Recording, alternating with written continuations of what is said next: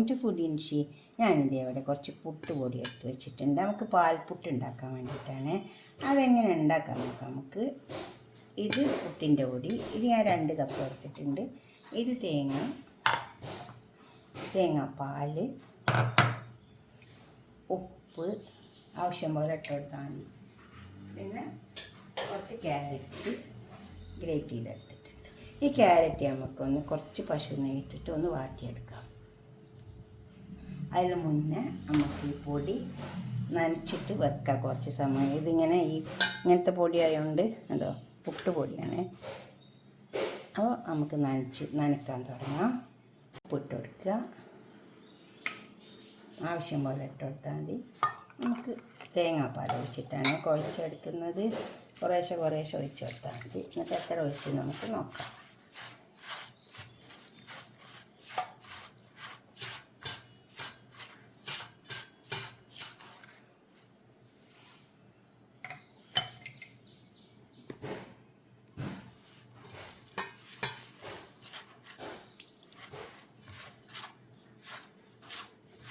കുറേശ്ശെ ഒഴിച്ച് കൊടുത്താൽ ഒന്നായിട്ട്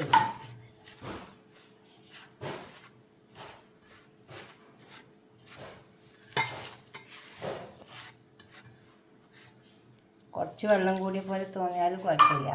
കുറച്ച് സമയം വെക്കൂലേ, അപ്പോൾ ഇതിങ്ങനെ കുതിർന്ന് വരും.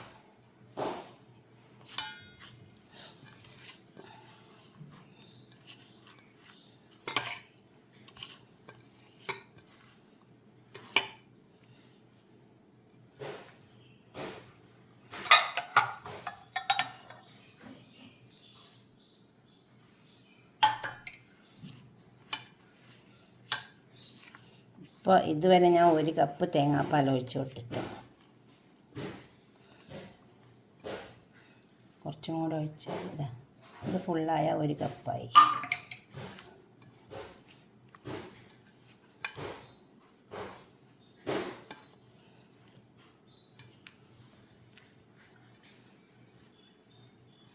ഈ ലെവലിൽ ഇതുവരെ ഇങ്ങനെ ഇരിക്കട്ടെ. അപ്പോഴത്തെ നമുക്ക് ക്യാരറ്റ് ശരിയാക്കി എടുക്കാം.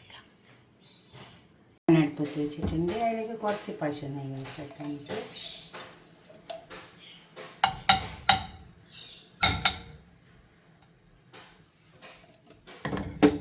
ഇനി ക്യാരറ്റ് ഇതിലേക്ക് ഇട്ട് കൊടുക്കാം.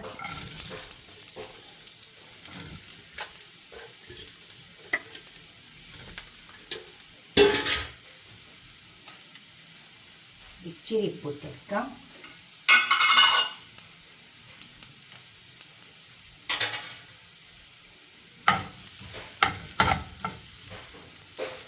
തേങ്ങ ഇട്ടെടുക്കാം.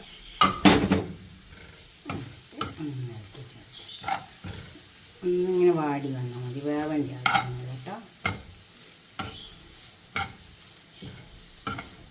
നമ്മളെ പുട്ടും കുത്തി കിടന്നിട്ട് വന്നോളൂ.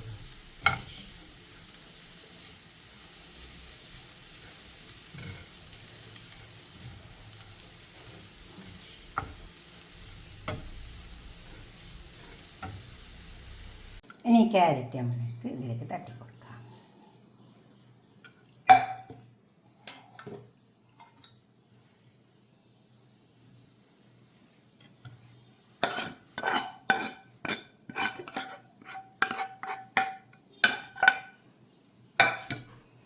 ക്യാരറ്റ് നമുക്ക് ഇതിലിട്ടിട്ട് ചേർത്തെടുക്കാം.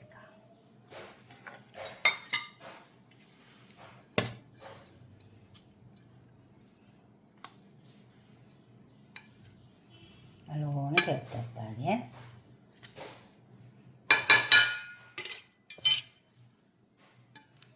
അതിന് വെള്ളത്തിൻ്റെ ആവശ്യം വരുന്നില്ല കേട്ടോ.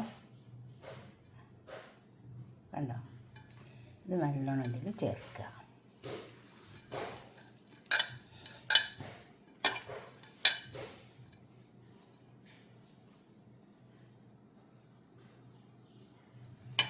നല്ലോണം ചേർത്തെടുത്താൽ നമുക്കിനിത് പുട്ടുംകുറ്റിയിലേക്ക് നിറച്ച് കൊടുക്കാം. പുട്ടുംകുറ്റിയിലേക്ക് നിറക്കാം.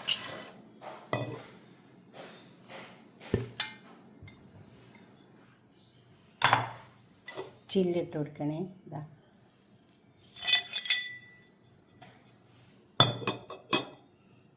ഇതാണ് ചില്ല്. ചില്ലിട്ട് കൊടുക്കാണ്ട് പുട്ട് ഇട്ട് കൊടുക്കുക. ഇനി തേങ്ങ ഇട്ട് കൊടുക്കുക.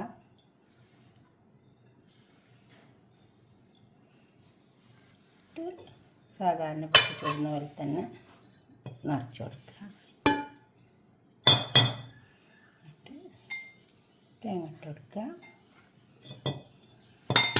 നിറച്ച് കൊടുക്കുക.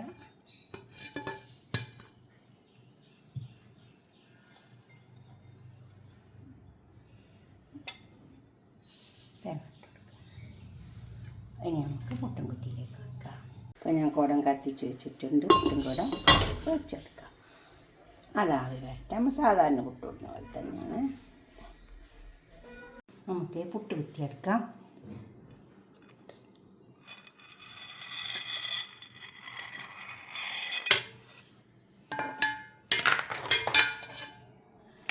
ഇനി അടുത്ത പുട്ട് നിറച്ച് കൊടുക്കാം. കണ്ടോ, നമ്മൾ ഫസ്റ്റ് കുത്തിയ പോലെ തന്നെ ഇതേമാതിരി തന്നെ ചില്ലി തന്നെ. കണ്ടോ, തേങ്ങ ഇട്ട് കൊടുക്കുക. എന്നിട്ട് ഒരു പൊടി ഇട്ട് കൊടുക്കുക. തേങ്ങ ഇട്ട് കൊടുക്കുക. അങ്ങനെ സാധാരണ പുട്ട് ചുടുന്ന തന്നെ ചുട്ടെടുത്താൽ ഇത് നല്ല ടേസ്റ്റ് ഉണ്ടാവും. തേങ്ങാപ്പാലായതുകൊണ്ടേ. കണ്ടോ,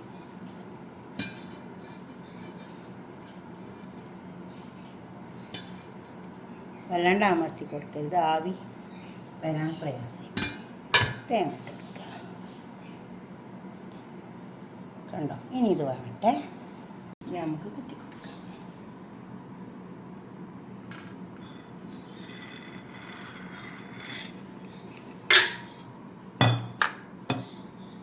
ഇതേപോലെ എല്ലാം ചുട്ടെടുക്കുക.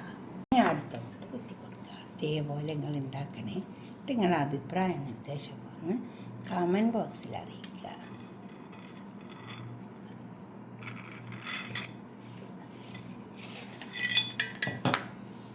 കണ്ടോ,